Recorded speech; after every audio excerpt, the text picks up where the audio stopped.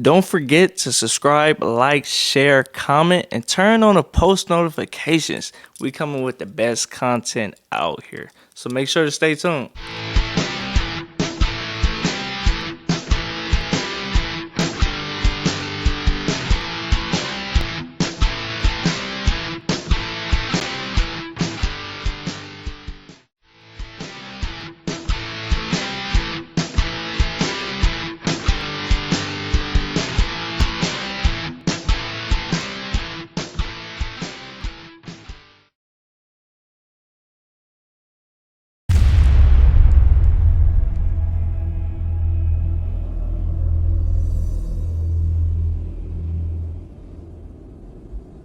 Don't miss this episode of Joe's Minibike Reunion. We bring in the true OG, Al Benaroya from Kart USA. This guy's been there when mini bikes first started, and he's still with us. Don't miss this chance to find out not only the history, but the current day view from Al's perspective, right here on Joe's Minibike Reunion podcast.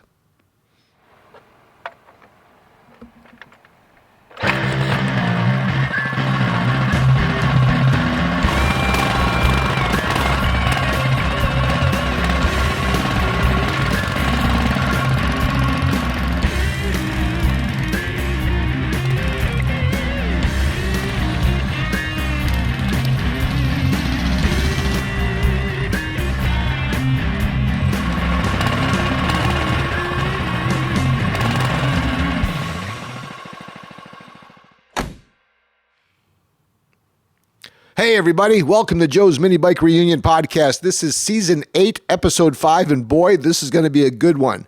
Tonight's guest, Al Benaroya, or something like that. His name's about as hard to pronounce as my last name, Sebergandio, but Al definitely is worth the wait tonight. How is this guy, who is even older than I am, believe it or not, how has he been able to survive in this mini bike and go-kart game when hundreds and hundreds of others haven't been able to make the cut? We'll find out about the history that Al can share, his OG knowledge, and more recently, how this 65-plus-year-old dude ended up doing a Bay Area ride with Ozzy and all the dudes from SoCal.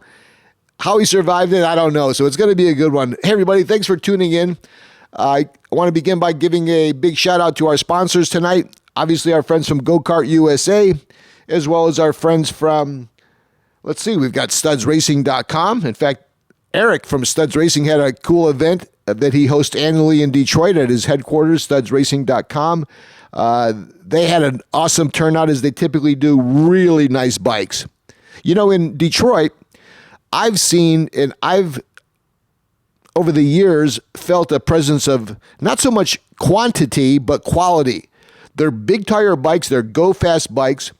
Eric has been doing a great job there at Studs, particularly with the Telesons. In fact, we purchased a kit from Eric. You can check him out at studsracing.com and ask for your Joe's Minibike Reunion discount anytime. He'll charge you double. But we purchased a kit from him along with the electric start, and I got to tell you, he has to be the expert with the Tillesons at this point. He knows all the tips and tricks.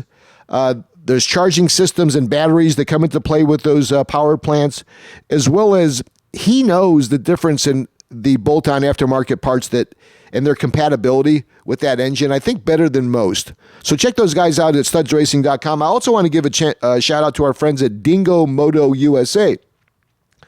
Dingo Moto, as you guys may have recalled, not only have they been exhibitors with me at the show, Joe's Minibike Reunion, which is again going to be held October 14th, 2023 at CV Park in beautiful La Crescenta, California. You can register anytime and save at joesminibikereunion.com. Dingo Moto is there setting up. I like to think that we were somewhat a part of their soft roll. You can check out on YouTube or wherever you get your podcast fix. You can check out Joe's Minibike Reunion and our interview with Dingo Moto and Sam Flores. But they've created a crowdfunding opportunity for you. And I want to read it because I don't want to get it wrong. If you've ever dreamt of owning one of these Dingo Moto mini bikes, which are so cool because they have that vintage look as well as that modern electric power plant technology. It's like old versus new. You can. They've got some exciting news through this Indiegogo campaign, again, which is a crowdfunding way. you have the opportunity to not only buy a bike, but buy a hat, buy a T-shirt, buy whatever you want. You can be a part of that Dingo Moto family. You can check them out. They're on Instagram. They're on Facebook. It's Dingo Moto. This crowdfunding opportunity allows you to take your passion to that next level. These are not easy to get, these bikes. Each of the bikes are not only numerically identified, they come with, what is it, an NWA? Okay, whatever these new wave, I don't know what are they? EFTs or whatever they are, you know, NFTs. There you go. They come with NFTs. I watch Jocelyn, and I watch Sam, and I watch Vance, and all those guys meticulously put together the crates for these bikes. I mean, it's like they're holding a baby with each and every one of these bikes, and they're not easy to get because they're not shitting them out. These are bikes that you have to order in advance. So. They'd be immensely grateful for your support. Check out their campaign and help them make that electric mini bike a reality for everyone. It's join that Dingo Moto journey. I too, my goals are to get a Dingo Moto mini bike and an F&B mini bike this year. We'll see what happens. All right. So this weekend, if you listen to the podcast, you realize that I was crying and moaning last time about the fact that I'm getting old and I've got a bad back and I've got pinched nerves and I can't walk and I can't sit down. But I got those shots. I got those epidural cortisone shots. Emmanuel might as well be a doctor. He gave me a remedy of ibuprofen and, I don't know, stretching. That only goes so far. So I went in and I got the shots, and I'll admit it. I made the mistake that I tell you not to. Don't go to YouTube or anywhere else and look into any surgery or any illness that you may have, because it'll only make you crazy. I made that mistake, and I got more negative comments about these epidural cortisone shots for pinched nerves. The fact is that it doesn't work for everybody. I got lucky. It gave me a little bit of relief. I'm one of the 60 or 70% that took the shots, and it worked. I want to thank my doctor. He doesn't want any love, so I won't tell you his name. But I felt good to the point that I wanted to try to get back to some semblance of normalcy. I wanted to get back to some of the things that I had enjoyed, and a lot of that has to do with me being out with my Honda Grom lifestyle friends on Friday, or riding with my mini bike guys. And Wayne from First Pole Mini Bikes put on a really good event and ride out this weekend. We started in Carson and we ended up at Venice Beach. I want to give a shout out to my man, Long Beach Sprocket, as well as all my friends, including particularly Daryl, Big Daddy from Big Daddy Motorsports, and all my friends from Fastlane. We had a good time. I went out. I didn't know whether or not I hadn't ridden my Temecula Bob, big belly built Jake Moe finished bike in a while. Last time I rode it was about a year ago, and I hadn't started it at all because it's been a slow 6 months between my back issues and the weather in California. The first 6 months is like nothing was happening fast. So I said, you know what? I'm going to bring that bike out. If it starts, I'll ride. If it doesn't start, I'll go home. But I at least wanted to see these guys. I wanted to see my friends. It had been a minute. And it was fun because I met a lot of new guys as well. In fact, this table is littered with decals from a lot of new friends that I met, particularly my guys at First Pole and Wayne, but also the guys at Premier, Criminal Mini Bikes, Orange County Mini Bikes, Speed Junkies, as well as obviously the mainstays, the 605s, the Long Beach Sprockets, the Fast Lanes. But also want to give a shout out to my boy. I got to put my glasses on because he has a dark decal. LBC Mini Bikes. The fact is that all these decals that we have here, they've replaced business cards in our industry. It's decals, and I talked to you guys about that before. I met a lot of cool guys, and I'll remember them all through these decals. I've got some extras, so if you need some, just reach out to me. I know that Small Engine Cams and a few other companies, they'll send you out a bag of decals when you buy something. It's really cool. And everybody's come up with so many creative decals, particularly. The ride out was good. I learned a lot. I still continue to learn a lot. I went spontaneously, which means that I was about 85% prepared. Here's what I learned, and here's how I fucked up. Like, I'm old now, right? I didn't bring glasses. I brought my cell phone, But like, I didn't bring a charger. I didn't stay with the pack all the time. And as a result, I didn't keep up and almost found myself by myself in Venice. And it's one thing when you're riding on an illegal mini bike through the streets of Venice with 100 others. It's another thing if you are by yourself. You might as well just go to jail. We got to Venice. The bike ran great. When I got to the park, not only was it great to see everybody, again, shout outs to all the guys that I met out there, old and new. We took off uneventful. Bike was riding good. We had a couple of gas stops. Along the way, at one of the gas stops, there was some street takeover that was impromptu. And I got to tell you, it was surreal. As I was watching it, it was like I was watching TV. But then I realized I was there for real. And I didn't necessarily feel proud to be there. Always the case. It's always the dude with the Dodge, whether it's the Hellcat or the rebadged Hellcat or the Charger or the Challenger. It's always those guys. And it's always either a Mustang, a Camaro, or a BMW. Well, it was a couple of BMWs joining this white Challenger. They took over a street that I don't even remember it was, but it was a pretty major intersection. It happened so quick, and it lasted so long. And a lot of guys are into it, right? A lot of guys are up there with their cameras really close to get video, to post, to get likes. The guys in the cars were inches away from death, dude. Fearless, but idiots. I was off to the side. I didn't feel proud to be a part of that. I didn't sign up for that. I signed up for a mini bike ride. But this is what happens in LA along the way, okay? So it's not a look down at my mini bike guys as much as that, look, when hot rodders and guys looking for attention in muscle cars in leased Dodge Chargers that they barely can afford, whether it's the payment or the gas, when they see a group of hundreds of mini bikes, they want to show off in front of them. So I understand how we attract that, but it was awkward at best. The ride was great. Along the way, everybody was cool. A couple accidents. Most of them I noticed happened off the start. You know, when you first are at the light and there's hundreds of bikes, everybody's got to show their tits, right? So everybody wants to jump out in front. And that's where it happens. Because as soon as you stop, everybody's just catching up in a lot of rear ends. I saw a lot of people in the air. 2 or 3 accidents that probably could have been prevented, but it's going to happen. A lot of folks are riding with equipped bikes, and they're with helmets, and they've got on pants. Still, the dudes are showing up, the young guys, with fast bikes because they're so light and their bikes are so fast. No helmet. I curbed one dude in a nice way. I saw him at the gas station. I introduced myself. I started talking to him. I told him who I was, how old I was. He was like 20, 18. I was 64. I said, dude, you want to get my age? It's like, you got to wear a helmet.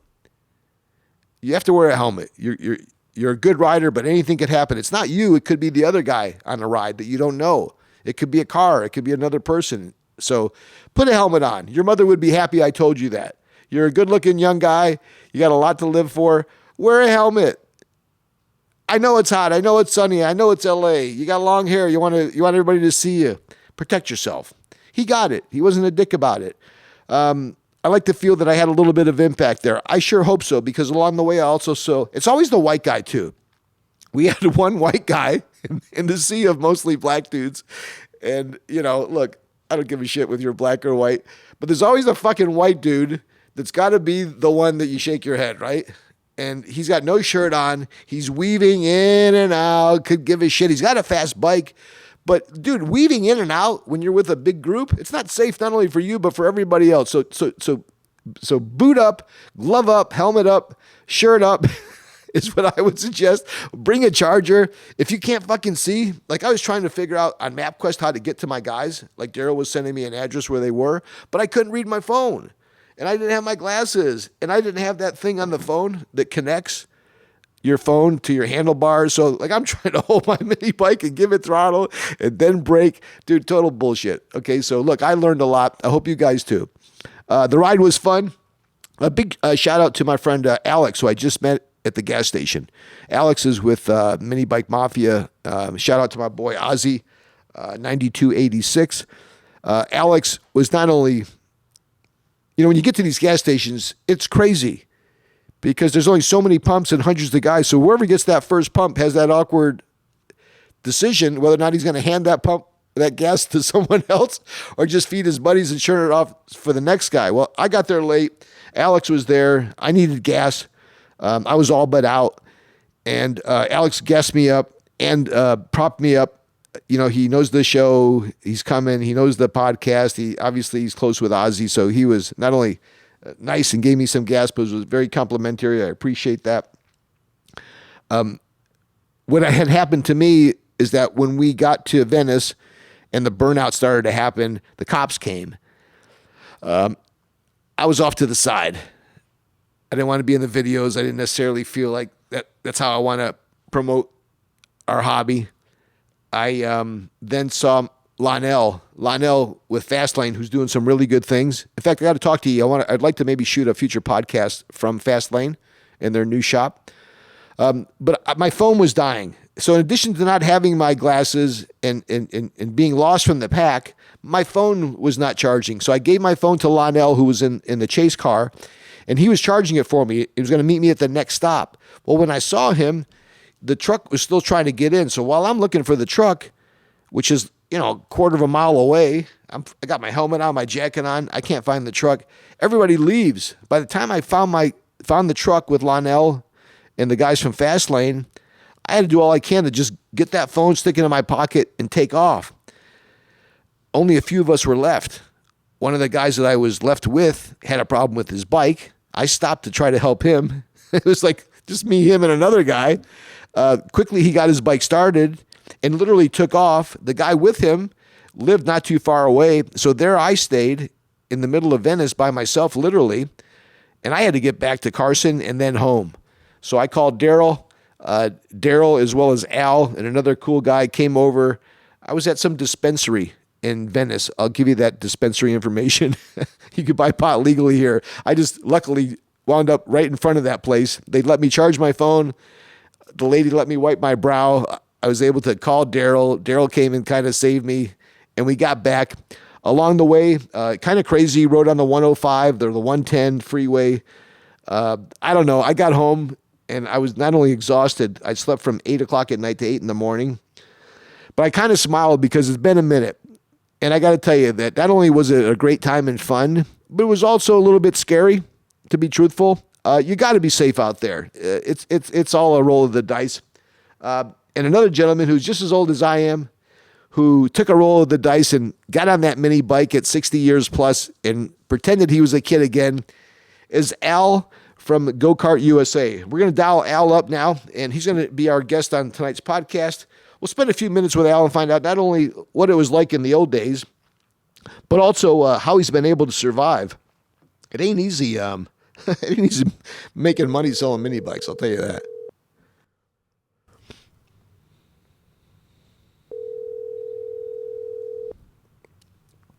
Hey, Joe. Hello, Al. How are you tonight? Hey, doing good.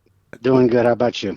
We're doing good. Welcome to Joe's Minibike Reunion podcast. This is Season 8, Episode 5, and we're here with the owner of Go-Karts USA. And Al, for those of us who have either attempted and butchered or would like to just be clear, how do you pronounce your last name? Oh, wow. Okay. So that's Al. Of course, I'm known as Go-Kart Al. And my last name is Benaroya. Awesome. Benaroya. I love that. And from Sebergandio, where we share similar vowels. And I don't know, I got 11 letters in my last name.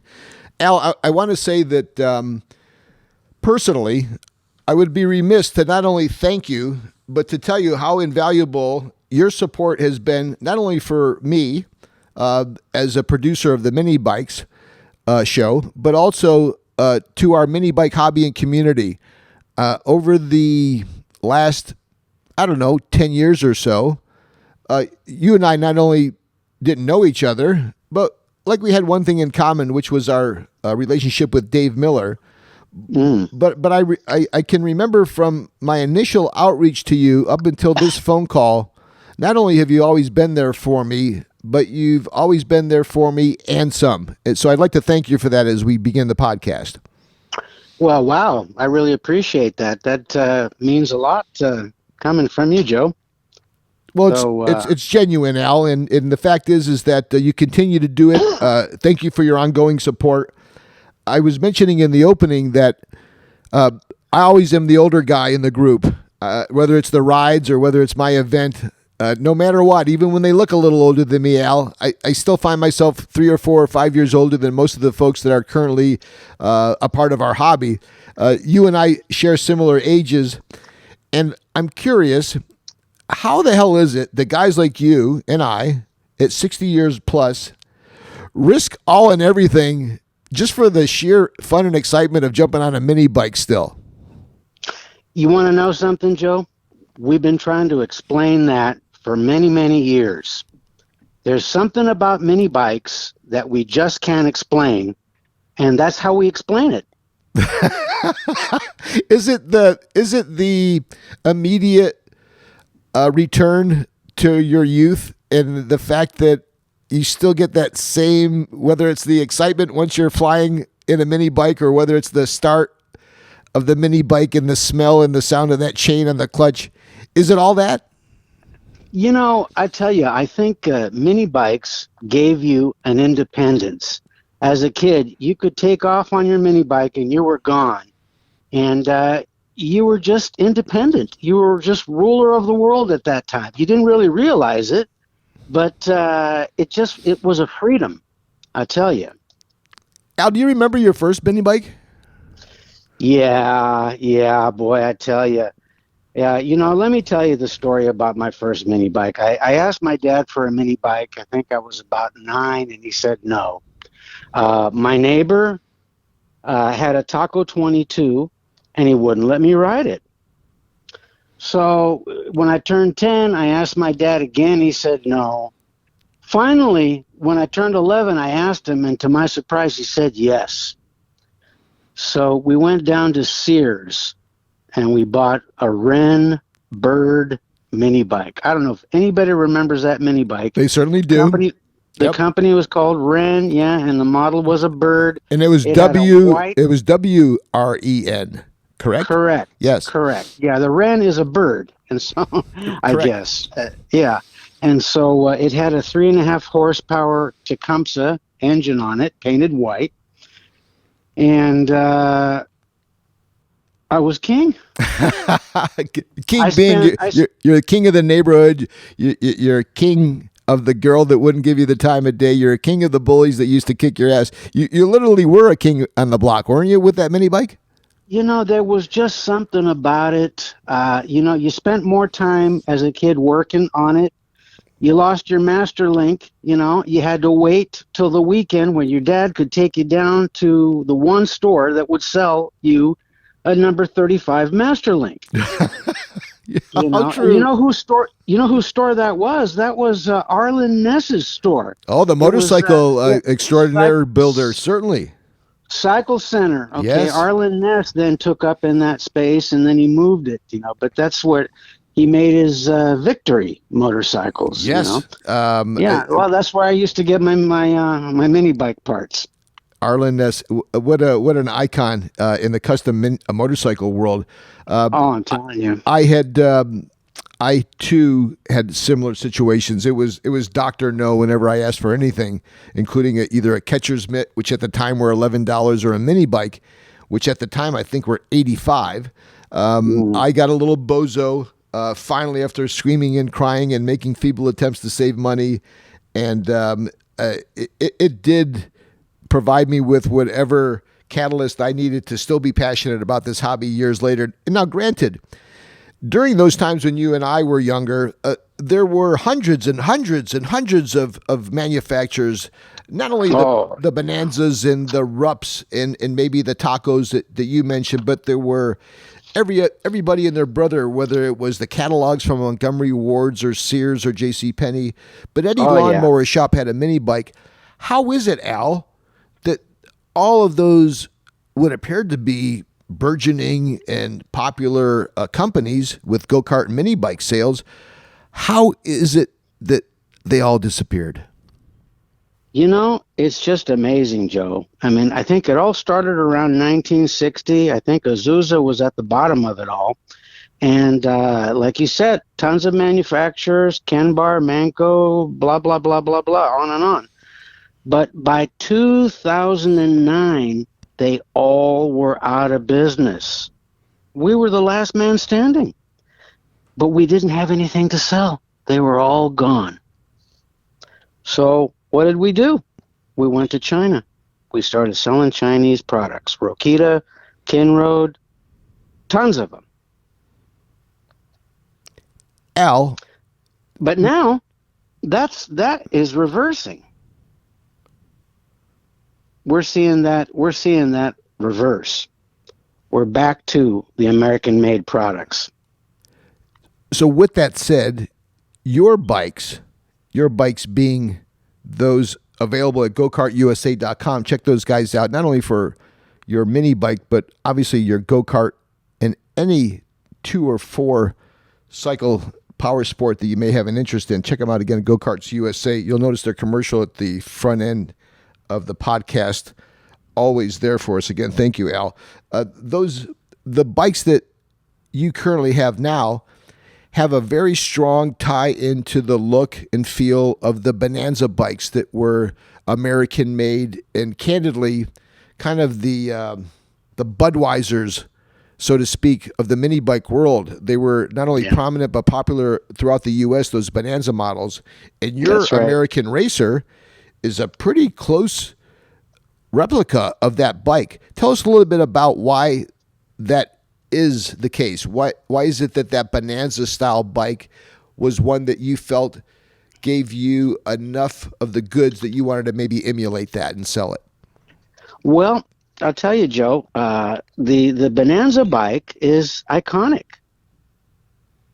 And, I know the one that everybody liked was the one with the swing arm, and it had a really lot of nice features on it. And this was recreated by you-know-who, Dave Miller. Okay, and so it had, he installed a cutaway on the engine mounting, so it run either a straight clutch, or if you wanted it for the dirt, you could run a torque converter. And with the bigger wheels, it was much more comfortable. You can ride this bike all day long. It's just a joy to ride. And so you're familiar with that, because I think you got a frame, and you did a frame. I saw the bike that you guys built last year at your show. Yes, Jake Moe not only started with a very good beginning with the frame that you had supplied us with, but he also added, like Jake always does, some of his touches. Sure. You saw the first outing. He not only brought it back to me, but he now has it back.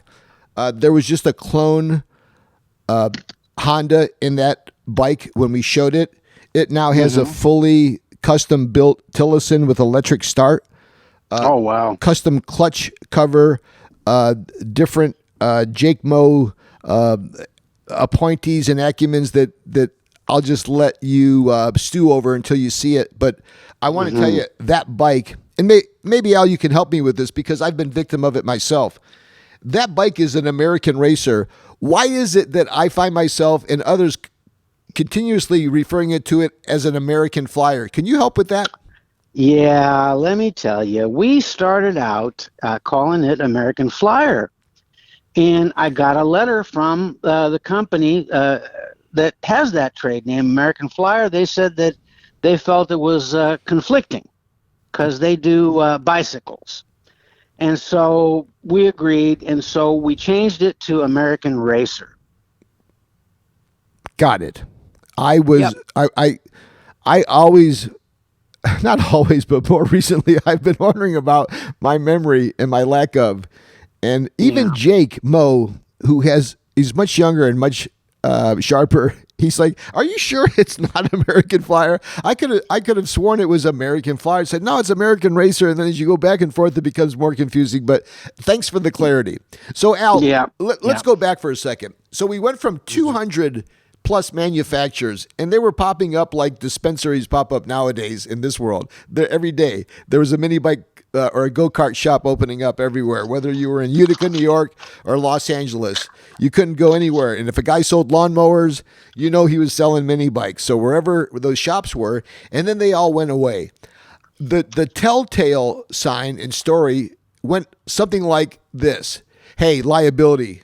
Everybody got litigious and started to sell or to sue everybody because their kids were coming home missing 2 teeth or stitches on the elbow.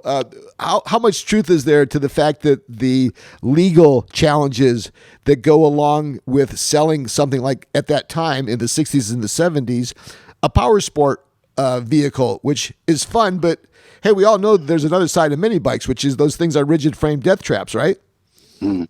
Well, I'll tell you, that did play a little bit of a role in it there. I know Briggs and Stratton, somebody flipped a go-kart and gasoline came out and it caught on fire, and so there was a nasty lawsuit.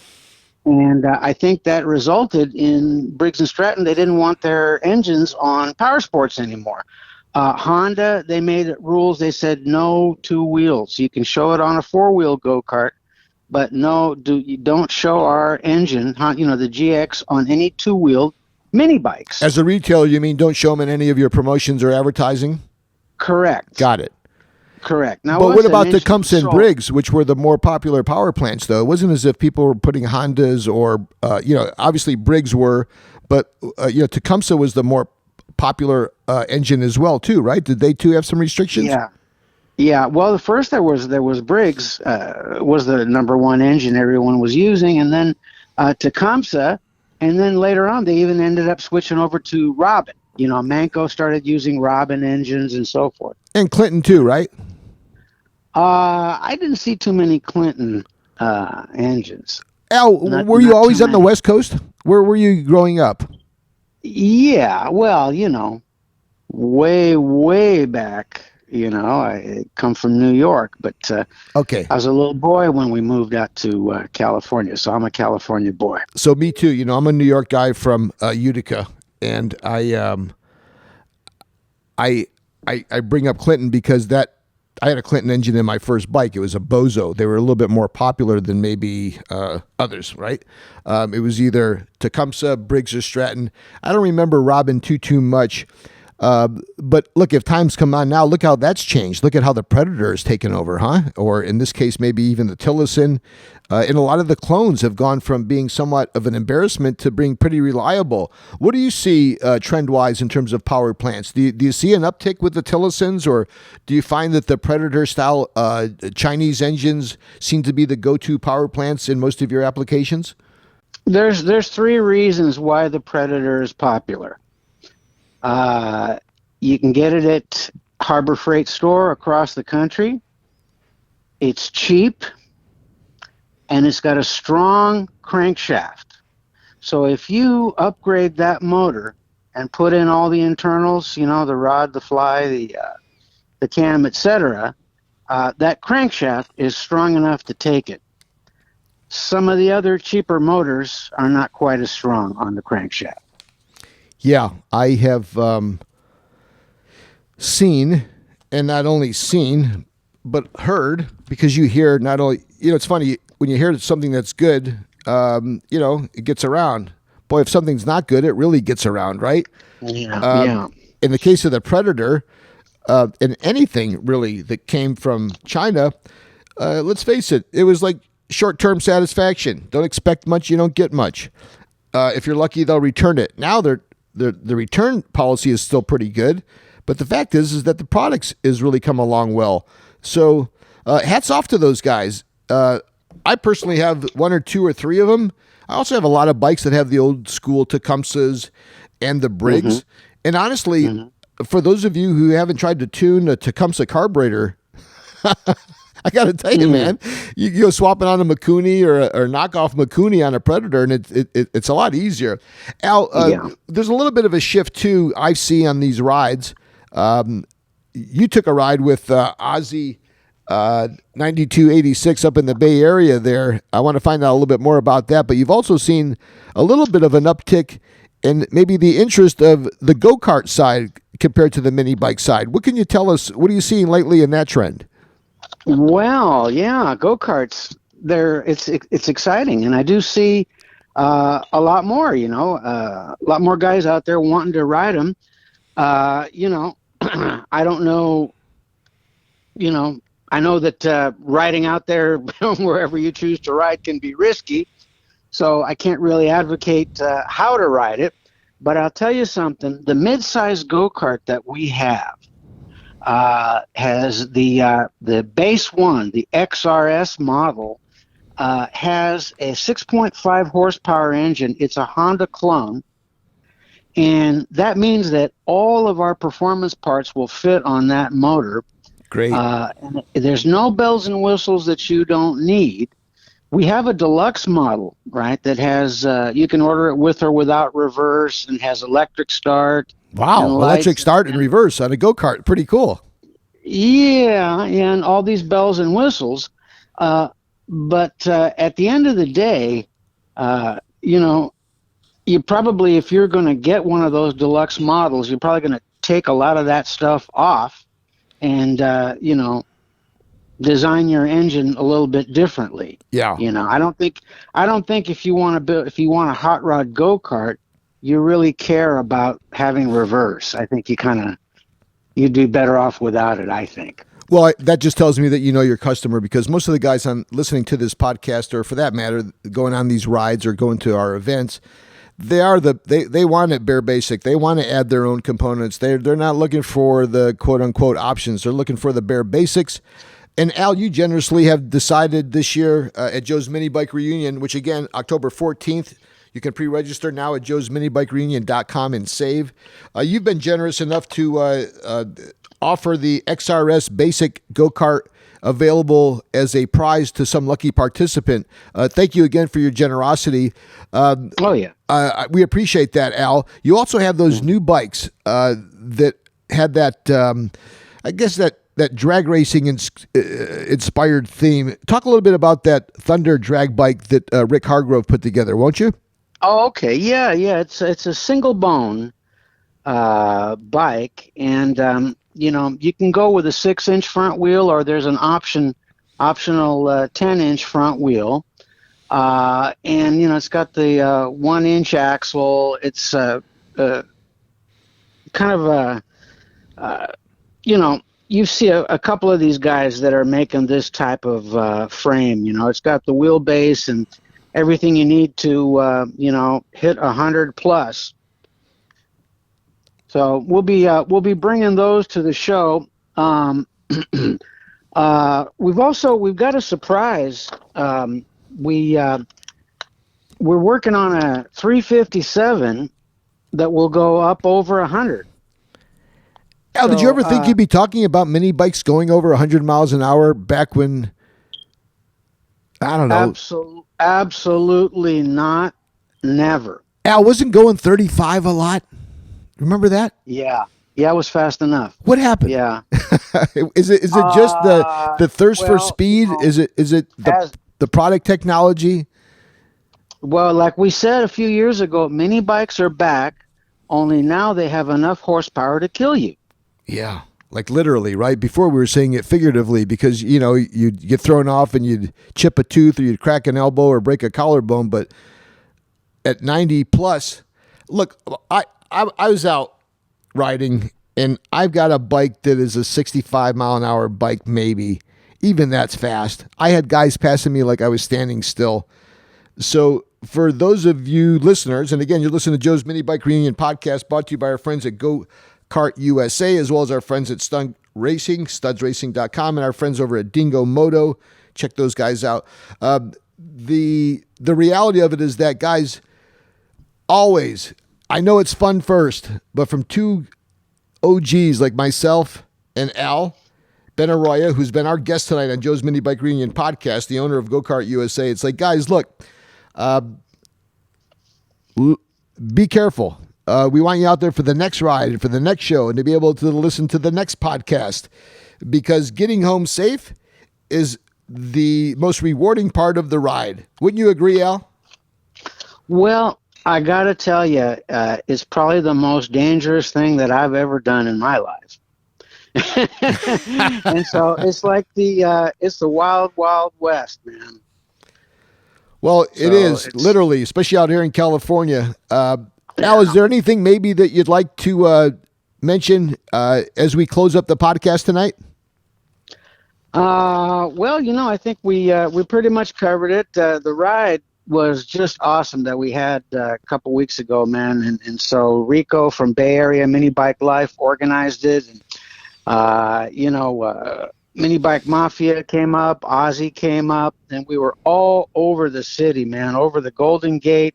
Like I said, it was the wild, wild west, dangerous as hell. But you asked the question, what possesses us to do something like that? And I told you the answer is there is no answer. We just, there's something about mini bikes that we just love, So at the end of the day, that's what it's all about. So I want to thank you very much for having me as a guest on your show, Joe. And I'm looking forward. I'm looking forward to the your show coming up in October. We're going to come down. We're going to have lots of toys with us. So a couple things. A shout out to Rico up there in the Bay Area for putting on that ride. Obviously, Ozzy's making a lot of things happen, and he's the king of rides. I don't know what you did or how you were able to sneak out of the house. I don't know what you told your wife, where you were going or what you were doing, but you got back safe. You had a good time. It is good for the soul for us old guys, Al. I look forward to seeing you as well as everybody else. I want to plant the seed for you as well, Al. Many of the sponsors and exhibitors of Joe's Minibike Reunion, including Steady Garage, Studs Racing, Las Vegas Mini Bikes, and others, Go Kart USA, Go Power Sports, they came to SEMA Fest, which was the consumer offering after the SEMA show. It was a great turnout. Maybe the SEMA Fest could be an opportunity for Go Kart USA to come out and show the world not only about their line of mini bikes and go-karts, but also have a chance to put those bikes and go-karts front and center in front of like 30,000 consumers. We're building quite a nice following with the mini bike and the mini moto crowds at SEMA, the world's largest automotive events. And I think our time has come to have some presence there at such a large forum as the SEMA show. So keep that in mind. It's called SEMA Fest. For those of you who exhibited with me last year, check that opportunity out for this year. It's expanded to 2 days this year. It's at the new Las Vegas Festival Grounds. It's November the 3rd and 4th. There's a huge contingent of musical acts, including folks like who, E? Imagine Dragons, Incubus, Third Eye Blind, a lot of other good bands, Bush. So it's motorsports and burnouts and mini bikes and I guess music, food. It's going to be a good time. I'd love for you to be a part of it. Folks, we've been talking to Al, the owner of Go Karts USA. Al, one last thing. Yes, sir. Over the years, I've talked to you, Mario, Emron, and Nick. Whoever it is that I talked to, whenever it was, up to and including the gal who answers your phone, I've never met, whether it's through the phone or email, a nicer group of folks at Go Kart USA than those folks I mentioned. Are those folks all still there?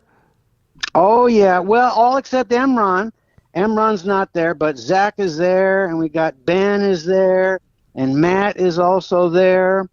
And so Emron was with us for about, 11 years, 12 years. But he elected to move on about a year ago. Al, I'd like you to extend our compliments to that staff. And is there anybody else there that is with the Go Kart USA family that you'd like to give a special mention or shout out to? Well, I think we touched base pretty much on everyone there. Awesome. And so, I think we're just good to go. Al, thank you so much for being on Joe's Minibike Reunion podcast. This is Season 8, Episode 5. Brought to you by our friends at Go Kart USA, Studs Racing, and our friends at Dingo Moto USA. Hey, everybody, thanks for listening. This is Joe from Joe's Minibike Reunion. I appreciate you being here. We've got another great guest coming up on our next episode. It's your buddy Frank from F&B Racing, Al, so it's going to be another good one. Thanks so much for your time, Al. We'll see you the next time, and I'll see you up close and personal October 14th here in La Crescenta for Joe's Minibike Reunion. All righty, Joe. Have a great night. All right. Thank you, Al. Bye-bye. Bye-bye. How cool to catch up with Al. Again, as I said, all of it's true. Great guy, great staff, great partner.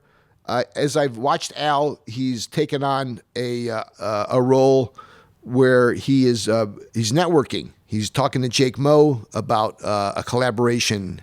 The guys from Fastlane, Lonell and Daryl in Cleveland, went up to see Al at Go Kart USA. I believe Go Kart USA is now selling GTS frames. So all these guys that have become a part of the Joe's Minibike Reunion family are now starting to collaborate. And dude, that's what this is all about. Check those guys out. Check out that American Racer kit. You can do a lot to it. It's a good place to start, but there's a lot more that you can do with it. They've got over 450 zillion parts for go-karts and mini bikes. It's gokartusa.com. Eric from Studs Racing had another event that took place out there in Dearborn. As I mentioned earlier, you could check out more information from that, including some cool videos on YouTube. Studsracing.com. We talked a little bit about the crowdfunding opportunity with our friends at Dingo Moto USA. I had a daiquiri earlier and I'm getting hiccups, so we'll end the podcast, everybody. Thanks for listening to Joe's Minibike Reunion Podcast. See you the next time.